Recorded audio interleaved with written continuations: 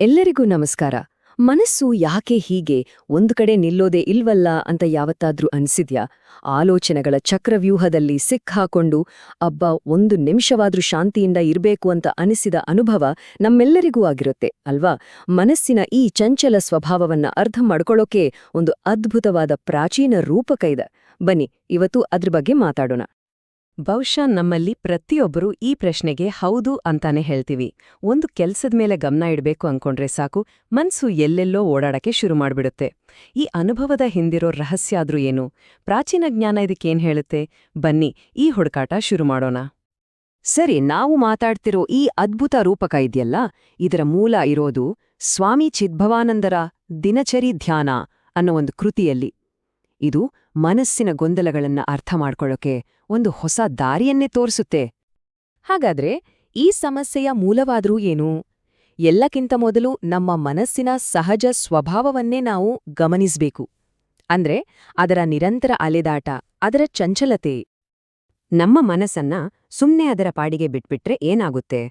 ಅದು ಸಹಜವಾಗಿಯೇ ಚಂಚಲವಾಗಿರುತ್ತೆ. ನಿನ್ನೆಯ ನೆನಪು, ನಾಳೆಯ ಚಿಂತೆ, ಇವತ್ತಿನ ಆಸೆಗಳು, ಹೀಗೆ ಸಾವಿರಾರು ವಿಷಯಗಳ ಮಧ್ಯೆ ಒಂದೇ ಸಮನೆ ಜಿಗಿಯುತ್ತಲೇ ಇರುತ್ತೆ. ನಮ್ಮೆಲ್ಲ ಮಾನಸಿಕ ಗೊಂದಲಗಳ ಅಡಿಪಾಯನೇ ಇದು. ಈ ಚಂಚಲ ಮನಸ್ಸನ್ನ ಅರ್ಥ ಮಾಡ್ಕೊಳ್ಳೋಕೆ ಒಂದು ಸಖತ್ ಪವರ್ಫುಲ್ ಆದ ಹೋಲಿಕೆ ಇದೆ. ಮನಸ್ಸನ್ನ ಒಂದು ಪ್ರಾಣಿಗೆ ಹೋಲಿಸಲಾಗಿದೆ. ಈ ರೂಪಕ ಇಡೀ ವಿಷಯವನ್ನ ನಮ್ಮ ಕಣ್ಮುಂದೆ ಸ್ಪಷ್ಟವಾಗಿ ತನ್ನಿಲ್ಲಿಸ್ಬಿಡುತ್ತೆ. ನೋಡಿ, ಇಡೀ ವಿಶ್ಲೇಷಣೆಯ ತಿರುಳೇ ಇದು. ಹತೋಟಿಗೆ ಬಾರದ ಮನಸ್ಸು ಒಂದು ಕೋತಿಯ ಹಾಗೆ. ಇದಕ್ಕಿಂತ ಸರಳವಾಗಿ ಹೇಳೋಕೆ ಸಾಧ್ಯನಾ? ಕೋತಿಯ ಸ್ವಭಾವ ಗೊತ್ತಲ್ವಾ?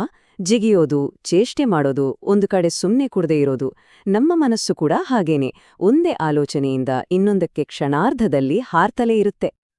ಆದ್ರೆ ಕಥೆ ಇಷ್ಟಕ್ಕೆ ಮುಗಿಯಲ್ಲ. ಕೇವಲ ಚಂಚಲವಾಗಿದ್ರೆ ಪರವಾಗಿರ್ಲಿಲ್ವೇನೋ. ಈ ಕೋತಿಯ ಸ್ಥಿತಿ ಇನ್ನೂ ಹದಗೆಡುತ್ತೆ. ಮನಸ್ಸಿನ ಈ ಗೊಂದಲಕ್ಕೆ ಮತ್ತೊಂದು ಅಂಶ ಸೇರ್ಕೊಂಡು ಪರಿಸ್ಥಿತಿಯನ್ನ ಇನ್ನಷ್ಟು ಕಾಂಪ್ಲೆಕ್ಸ್ ಮಾಡ್ಬಿಡುತ್ತೆ. ಈ ರೂಪಕದ ಎರಡನೇ ಹಂತ ನಿಜವಾಗ್ಲೂ ತುಂಬಾ ಇಂಟ್ರೆಸ್ಟಿಂಗ್ ಆಗಿದೆ. ಈಗಾಗ್ಲೇ ಚಂಚಲವಾಗಿರೋ ಆ ಕೋತಿ ಈಗ ಆಸೆಯನ್ನೋ ಹೆಂಡವನ್ನ ಕುಡಿದು ಮತ್ತೇರಿದೆ. ಯೋಚ್ನೆ ಮಾಡಿ, ಮತ್ತೇರಿದ ಕೋತಿ ಹೇಗಿರುತ್ತೆ? ಆಸೆಯು ನಮ್ಮ ಮನಸ್ಸಿನ ಸಹಜ ಚಂಚಲತೆಯನ್ನ 100 ಪಟ್ಟು ಹೆಚ್ಚಿಸ್ಬಿಡುತ್ತೆ.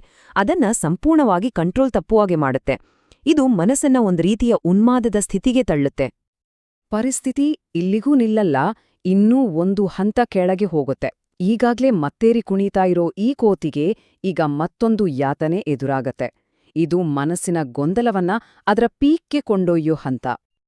ಅಬ್ಬಾ, ಎಂಥ ಒಂದು ಶಕ್ತಿಯುತವಾದ ಚಿತ್ರಣ ಅಲ್ವಾ ಇದು? ಮತ್ ಅಲ್ಲಿದ್ದ ಕೋತಿಗೆ ಈಗ ಹೊಟ್ಟೆ ಕಿಚ್ಚು ಅನ್ನೋ ಚೇಳು ಬೇರೆ ಕುಟ್ಕಿಬಿಟ್ಟಿದೆ. ಕಲ್ಪನೆ ಮಾಡ್ಕೊಳ್ಳಿ, ಆಸೆಯ ಮತ್ತಲಿದ್ದ ಮನಸ್ಸಿಗೆ ಈಗ ಹೊಟ್ಟೆ ಕಿಚ್ಚಿನ ಉರಿಯೋ ನೋವು ಕೂಡ ಸೇರಿದೆ. ಈ ನೋವಿನಿಂದಾಗಿ ಆ ಕೋತಿ ಅಂದ್ರೆ ನಮ್ಮ ಮನಸ್ಸು ಇನ್ನಷ್ಟು ಹಿಂಸಾತ್ಮಕವಾಗಿ, ಅಸ್ತ್ಯಸ್ತವಾಗಿ ಕುಣಿಯೋಕೆ ಶುರು ಮಾಡುತ್ತೆ. ಇದು ಶುದ್ಧ ಸಂಕಟದ ಒಂದು ಸ್ಥಿತಿ. ಹಾಗಾದ್ರೆ ನಾವು ನೋಡಿದ ಈ 3 ಹಂತಗಳನ್ನ ಒಮ್ಮೆ ಕ್ವಿಕ್ ಆಗಿ ನೋಡೋಣ. ಮೊದಲು, ಮನಸ್ಸು ಕೋತಿಯ ಹಾಗೆ ಸಹಜವಾದಿಯೇ ಚಂಚಲ. ಆಮೇಲೆ ಅದು ಆಸೆ ಅನ್ನೋ ಹೆಂಡವನ್ನ ಕುಡ್ದು ಮತ್ತೇರಿದೆ. ಕೊನೆಗೆ ಅದಕ್ಕೆ ಹೊಟ್ಟೆ ಕಿಚ್ಚು ಅನ್ನೋ ಚೇಳು ಕುಟ್ಕಿದೆ. ಈ 3 ಹಂತಗಳು ನಮ್ಮ ಮನಸ್ಸು ಹೇಗೆ ತೀವ್ರವಾದ ದುಃಖಕ್ಕೆ ಇಳಿಯುತ್ತೆ ಅನ್ನೋದನ್ನ ಕ್ಲೀನಾಗಿ ತೋರಿಸುತ್ತೆ.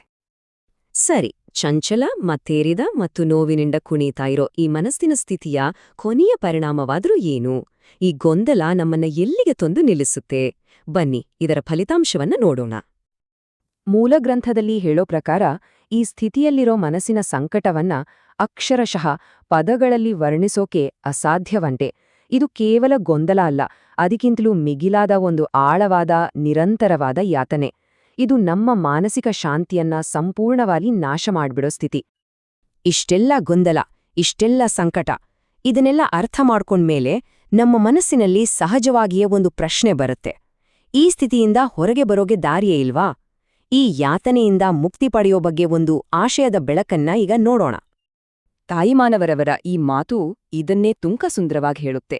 ಇದರ ಅರ್ಥ ಏನು ಅಂದ್ರೆ, ಮನಸ್ಸೆಂಬ ಈ ಕೋತಿ ಸೃಷ್ಟಿಸೋ ಮಾಯೆ ಅಥವಾ ಭಮೆಯಿಂದ ಪಾರಾಗಿ ಪರಮಾತ್ಮನ ಪಾದ ಸೇರೋ ದಿನ ಯಾವಾಗ ಬರುತ್ತೋ ಅಂತ. ಇದು ಈ ಮಂಗನ ಮನಸ್ಸಿನ ಹಿಡಿತದಿಂದ ಬಿಡುಗಡೆಗಾಗಿರೋ ಒಂದು ಆಳವಾದ ಆಧ್ಯಾತ್ಮಿಕ ಹಂಬಲವನ್ನ ತೋರಿಸುತ್ತೆ. ಹಾಗಾದ್ರೆ ಈ ಇಡೀ ವಿಶ್ಲೇಷಣೆಯ ಕೊನೆಯಲ್ಲಿ ನಮ್ಮೆಲ್ಲರ ಮುಂದಿರೋ ಅತಿ ದೊಡ್ಡ ಪ್ರಶ್ನೆ ಇದೆ. ಈ ಚಂಚಲ ಮತ್ತೇರಿದ ಮತ್ತು ನೋವಿನಿಂದ ಕೂಡಿದ ಮಂಗನ ಮನಸ್ಸನ್ನ ಹತೋಟಿಗೆ ತರೋದು ಹೇಗೆ? ಈ ಪ್ರಾಚೀನ ಜ್ಞಾನ ನಮಗೆ ಸಮಸ್ಯೆಯನ್ನ ಕಣ್ಣಿಗೆ ಕಟ್ಟುವ ಹಾಗೆ ತೋರಿಸಿದೆ.